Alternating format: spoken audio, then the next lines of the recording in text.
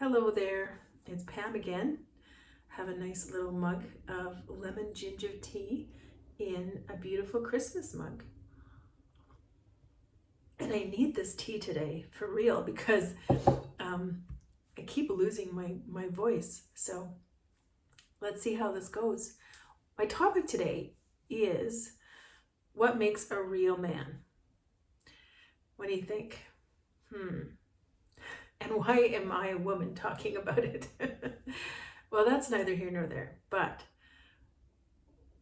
the reason I'm thinking about what makes a real man has come from a lot of different directions.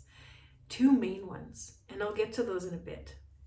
But right now, I want to talk about what I grew up thinking a real man was. I had a good example in many ways.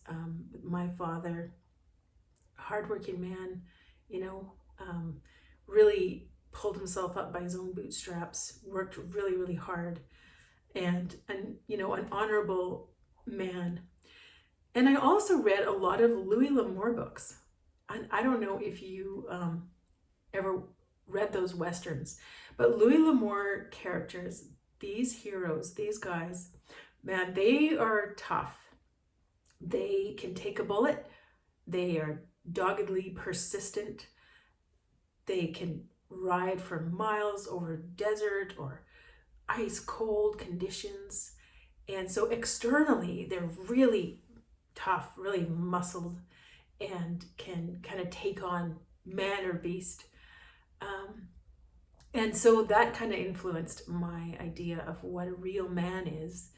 But even Louis L'Amour characters, they have this kind of sensitivity still built in. They can be thoughtful. They have this emotional intelligence as well. And for a while, I didn't really understand that term emotional intelligence because it sounds very abstract. It's kind of an abstract term, but it just kind of means that you're mature in dealing with your emotions, right? And so I noticed that even though his characters were kind of rough around the edges, they still had that. And that's what humanized them and made them into heroes that had patience. And so things like that. Well, I asked a few friends online and in my real life, a couple of family members, my brother, my husband, and my friends online and a few other people. And here are a couple of things, a few of the suggestions that came out. A real man has mastered himself. Got my notes here. That's an interesting one because it has this idea of under control, right? Strength, under control. And it also carries with it the sense of struggle, right? That there has been struggle, maybe even suffering, and there's this sense of control. I don't know if that paints the whole picture, but I thought it was an interesting one. A real man goes to church with his family and loves the Lord. From a Christian perspective, which is my perspective, that is important. And this is kind of an aside, which I probably shouldn't do. But my grandpa didn't go to church, and yet he read his Bible. And for a long time, I kind of judged him on that, But then later on in life, I learned something about him and his family, that his dad, I think his dad or his grandpa, was a pastor who had left his family, had walked out on his family. And so it made me think, there's a reason for that. But in general, I agree. But it just helped me understand my grandpa and why he might not want to go to church. A real man protects and leads. A real man gives regular hugs. A real man does the little things to help out. It's true. A real man enjoys being with family and is thoughtful of others. A real man will admit when he's wrong. That's a big one. That's a big one for men and women. Willing to learn, cares for his family, is kind and quick to forgive. So these are all true, and they're all powerful, and there's a lot more where that came from. But one of the things that came out as a theme when I was reading these back and doing a little bit of, online research is this theme of humility, a humble heart, and also the theme of like leadership, spiritual maturity more so than leadership. And I realized like those two things, they kind of go hand in hand, right? You can't be mature unless you're humble. And people are generally not humble until they're more mature, spiritually or otherwise.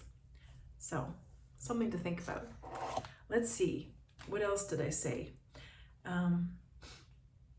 In contrast, okay, don't get mad at me. Somebody probably will get mad at me. Take a quick sip to fortify myself. But Exhibit A, Mark Driscoll. All right. He thinks he's a real man. And if you don't know who Mark Driscoll is, count yourself fortunate. But he is a Christian man, pastor, who pastored the Mars Hill Church in Seattle for years. And he was like a big name, wrote books, had lots of sermons that you could watch, and people followed him and still do, especially men. But he thinks he's a real man, right? He has to talk about it. He talks about how tough he is. He talks about, if you're not on the bus, you're going to get run over by the bus, right? It's kind of one of his taglines. He slaps his wife on the butt, thinks it's funny, calls her smoking hot. It's just all of these little things together, right? Because you don't want to pick somebody's character apart, because everyone has flaws.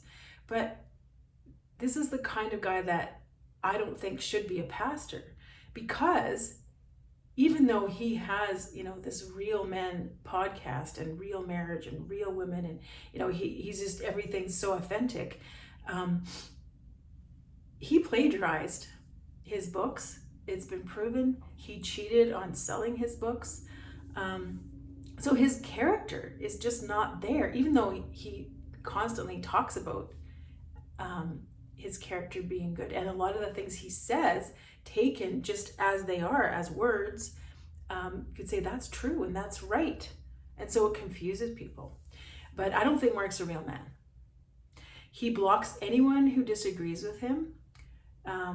I've said a couple negative things like years ago, not bashing, but just calling out, maybe for a little accountability. And I was immediately blocked. I think I'm blocked on every social, just because I was kind of, recognized as someone who wasn't on board.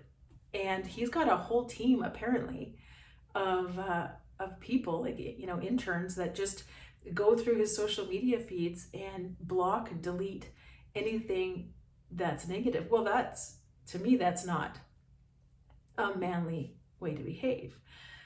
He fled accountability with his past church, his elders trying to hold him accountable. He opened a new church where he can be the star of the show again. And so that is in contrast to what I think a real man is. And it was interesting because when I asked my husband, what do you think a real man is? I asked him a few times, and he's kind of like, he didn't really want to answer. He kind of did, but he's kind of like, why are you asking me this, right? So he said a real man doesn't have to announce that he's a real man. And man, man. That is kind of the essence of it, right? If you're running around talking about what a great man you are, what a tough man you are, it shows this this sense of insecurity and kind of a weak character, right? So why am I thinking about this? Sorry, I'm looking down a little bit so I don't get lost. So the one reason is many of the Christian circles that I'm kind of adjacent to or I hear about a lot, especially in the younger people, are a little bit obsessed with this. The roles, right, of men and women and what a real man should look like. And there's just not a cookie cutter for every man. Every man and every woman, we have totally different characteristics. We're good at some things and not good at other things. Some man might be really good at putting things together, and the other guy might have no idea. He might be dyslexic and put it together backwards, right? Is he less of a man? One man might be really outgoing, charismatic, and have all these outward leadership potential, flags or signals, but he has no mastery over himself. There's shy guys. There's guys that are, maybe unwell. They have physical limitations. They can't go out and be working in the gym all day long and, getting these huge muscles. Anyway, I'm trying not to turn this into a rant, but you can tell that it's kind of got ranty vibes about it, doesn't it? Well, the other reason is a more personal reason. There's someone that is in my extended family that's come into our family. And he's a man who has kind of dishonored the men in my immediate family, including my husband, and my brothers, and my dad, by saying that they are not real men. They don't protect the woman in their lives. And he also likes to tell younger people, guys, that real men don't cry, right?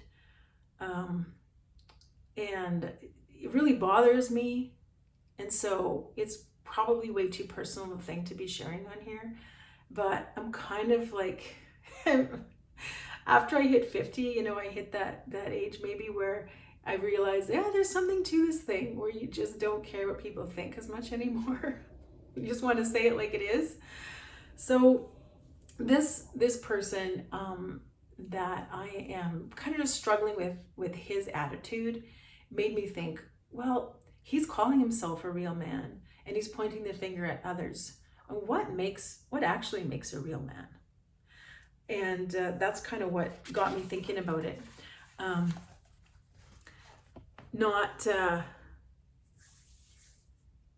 Not being tough, right? A real man is supposed to be so tough.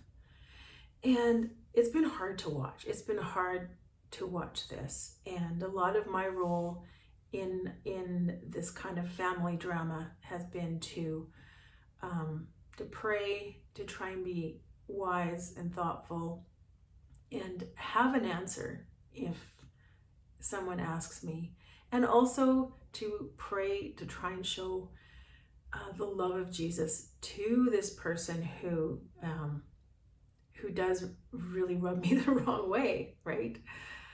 So yeah, that got me thinking, and some of the thoughts that have come out of trying to make this video and thinking through the things that people have told me is that a real man stays even when it's hard.